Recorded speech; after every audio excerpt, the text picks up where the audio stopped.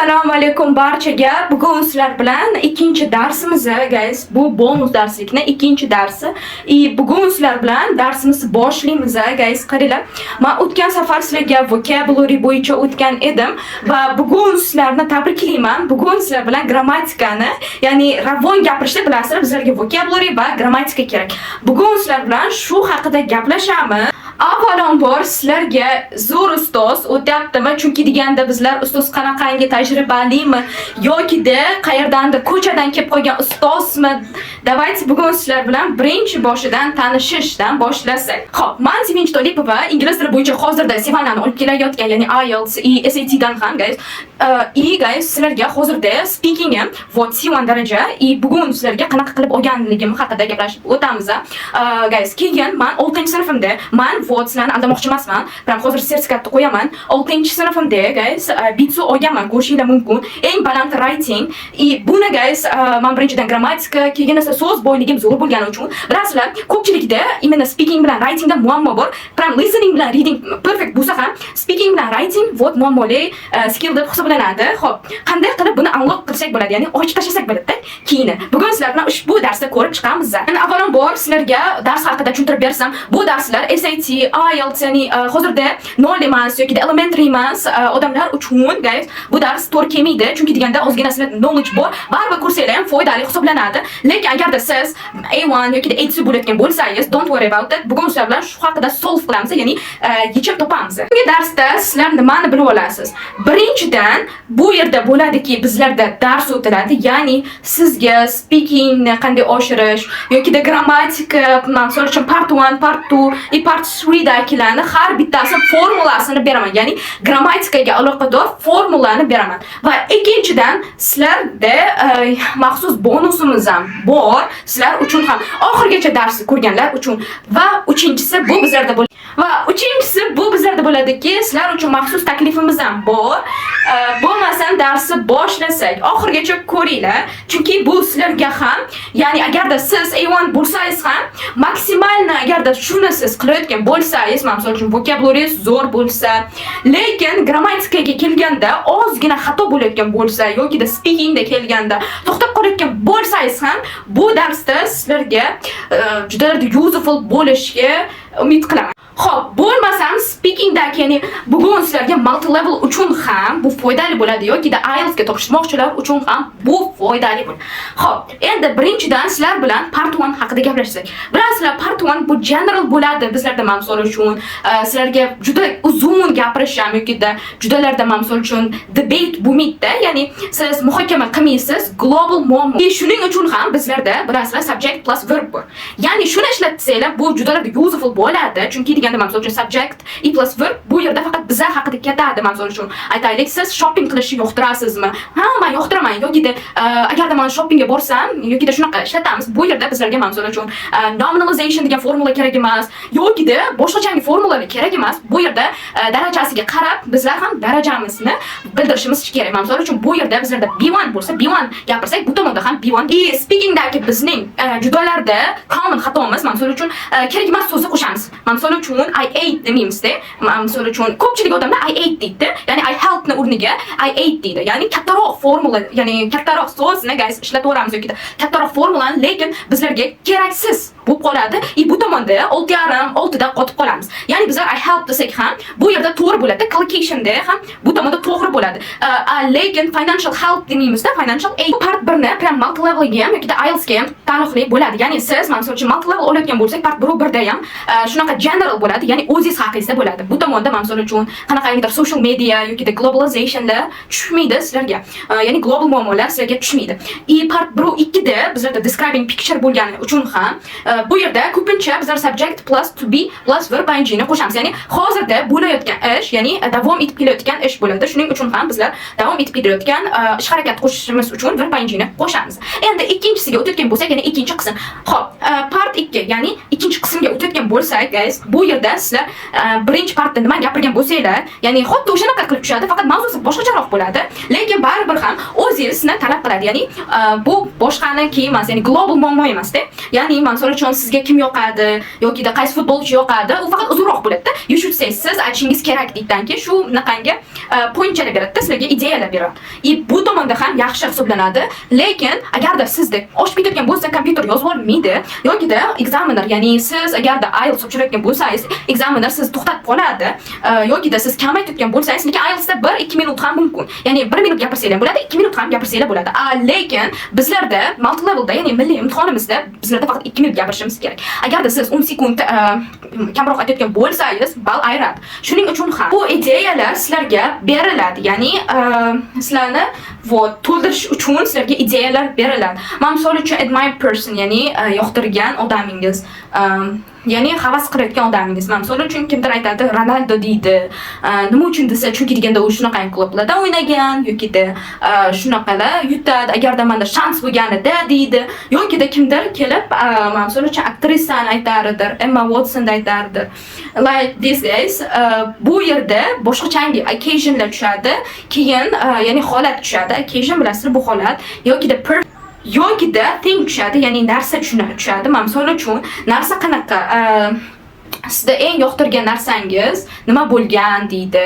Aytaylik, men tug'ilgan kunimda tort bo'lgan deysizlarmi yoki da qanaqangidir sovg'a qaysidir odamdan deysizlarmi, mashhur odamdan sovg'a desanglar ham bo'ladi. Agarda sizda ideya kelmasa, sizlar o'zingizlardan to'qsanglar ham bo'ladi. Misol uchun shu odam menga shu narsa sovg'a qilgan yoki da podpis bergan yoki da futbolkasi bergan, shunaqa desanglar ham bo'ladi. Ya'ni bu tomonda bizlarda rost gapirish shart va shart emas-da. Ya'ni sizlarda bilasizlarga imagine as important degan bitta fraza bor edi. Ya'ni siz o'zingiz tasavvur qilasizda, misol uchun buvim menga yangi sirg'a olib berdi deysizlarmi, menga yoqdi, shu narsa oltinli ekan desanglar ham bo'ladi. Endi 3-qismga o'tayotgan bo'lsak, 3-qism bilasizlar, multi levelda alohida, IELTSda ham ikkalasi farqli. Ya'ni bir xil shay, ya'ni global mavzu bo'ladi.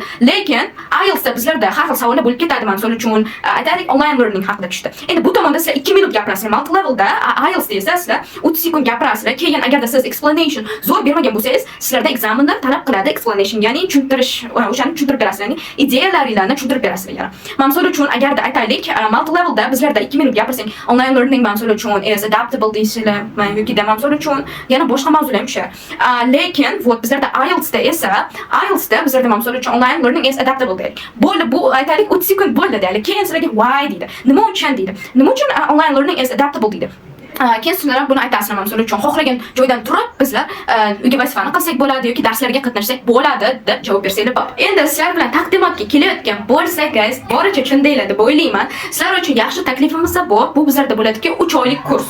Ya'ni 2 oy plus 1 oy sizlar uchun multi levelga ham tayyorlab beramiz. Ya'ni siz misol uchun general English agarda siz detamga kirmoqchi bo'lsangiz, bu juda zo'r. General English yoki da chetga sayohat uchun ham bizlarga kerak bo'ladi.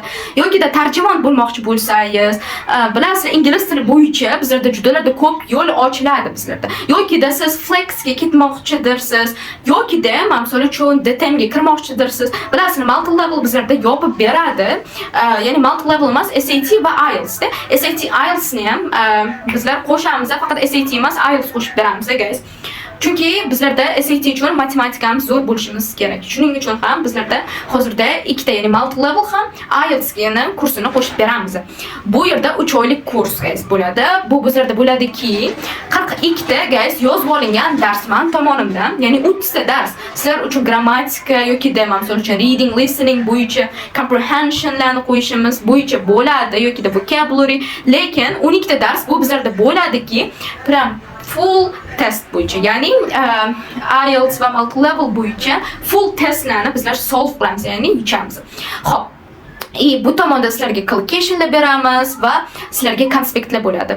Yozib olingandan tashqari, guys, bizlarda jonli dars ham o'tib beriladi. Ya'ni haftada sizlar 6 ta dars bo'ladi sizlarda. Ya'ni 3 ta men tomonimdan yozib olingan dars va 3 ta dars bu bizlarda bo'ladiki, men tomonimdan jonli dars ham bo'ladi. Va sifat nazorati ham bo'ladi. Guys, hozir narxini eshitsanglar, Вот 3 oyga bu narx guys. Bu misol uchun oyga to'lamaysizlar, bu 3 oyga bitta to'lab qilasizlar. Bo'ldi. 3 oy sizlarnikida.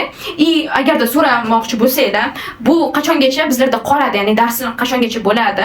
Bu bizlarda bo'ladiki, pram xohlagancha. Ya'ni agarda siz singlingiz yoki ukangiz bo'lsa, ular ham ishlatishi mumkin, ya'ni darslarimizni.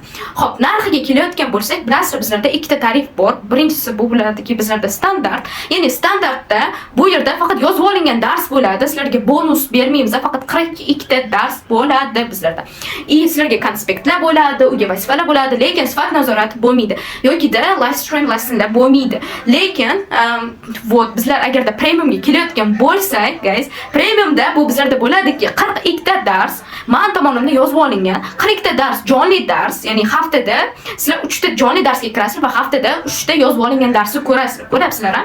Bu guys, bu bizlarda bo'ladiki juda katta video, qiziqarli videolar bo'ladi sizlarda. Ya'ni sizlarga imagine qilish uchun guys, sizlarga har xil picturelar bo'ladi, sizlarni qiziqtirish uchun hamma narsani bu tomonga biz qo'shganmiz. Hozirda narxini eshitsanglar hayron bo'lasizlar. Xo'p, ikkalasi endi narxiga kelayotgan bo'lsak, bu bizlarda bo'ladiki 1.200.000 so'm, 1.200.000 so'm standart bo'ladi. Premium esa 1.500.000 so'm. Xo'p, lekin degani bu sizlar uchun hozirda chegirma narxi bor, faqatgina darsni ko'rganlar uchun.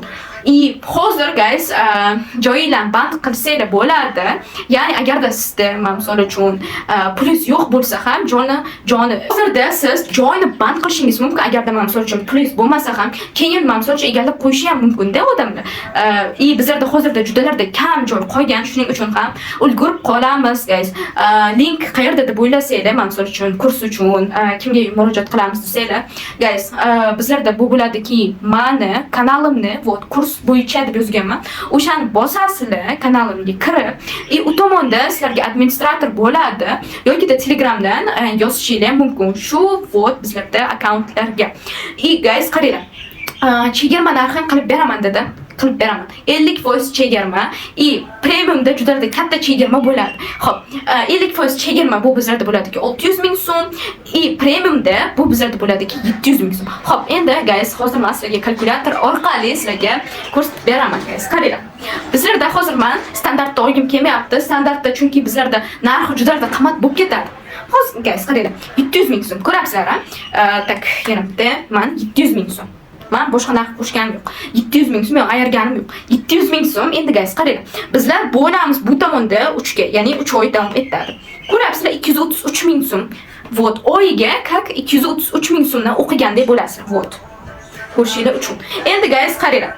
Bizlarda bilasizlar, darslar, ya'ni jonli darslar ham, misol uchun bu tomonda aytaylik, siz o'quv markazlariga borarsiz. Bu yerda haftada sizlarda 3 ta dars bo'ladi. Lekin bizlarda 6 ta dars bo'ladi haftada. Sizlar bilan ishlayapmiz shunaqangi guys. Har bittanglar bilan savolinglar bo'lsa, men, конечно, javob beraman.